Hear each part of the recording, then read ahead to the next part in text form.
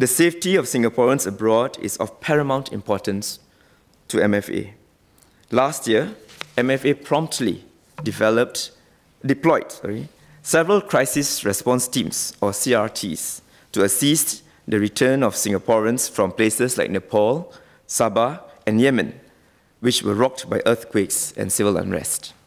For example, our MFA officers worked tirelessly under challenging circumstances to contact our 100 Singaporeans who had registered with us following the 7.8 magnitude earthquake in Nepal last April.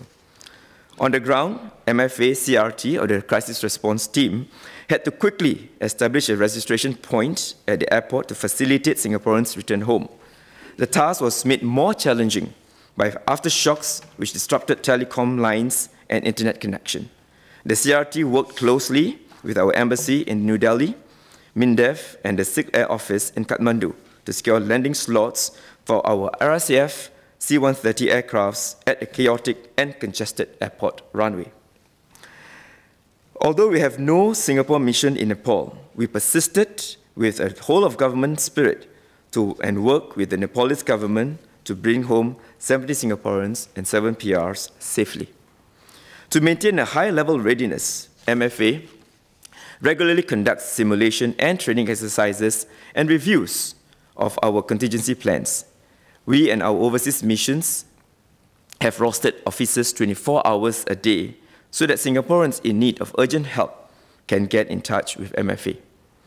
While MFA is committed to do its utmost for our fellow citizens, Singaporeans should also play their part by staying in close contact with their next of kin and close friends, taking necessary precautions for their personal safety and planning properly for their travels. They should, for instance, purchase comprehensive travel and medical insurance, as our experience shows that emergency medical bills incurred overseas can be very costly. I urge Singaporeans to e-register with MFA each time they travel overseas. This would allow us to contact them quickly in a crisis, like we did during the Brussels bombing last year.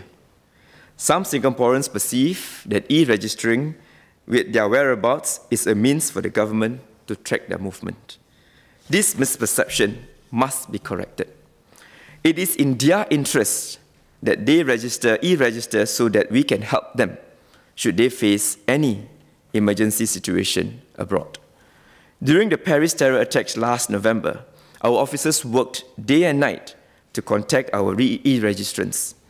We did not stop until every 263 registered Singaporeans were accounted for. These included an e-registrant who did not subscribe to auto-roaming services and required MFA to leverage on social media such as Facebook and Twitter to contact him and ascertain his safety. Against the backdrop of an uncertain global security climate and increased frequency of natural and man-made disasters, MFA's challenge is to meet Singaporeans' growing demand for prompt and effective consular services. We cannot, however, accede to unreasonable requests, especially those that divert our attention or limited resources away from more urgent cases. Singaporeans must also respect and observe local laws, as MFA is not in a position to intervene in the legal or judicial process of another country.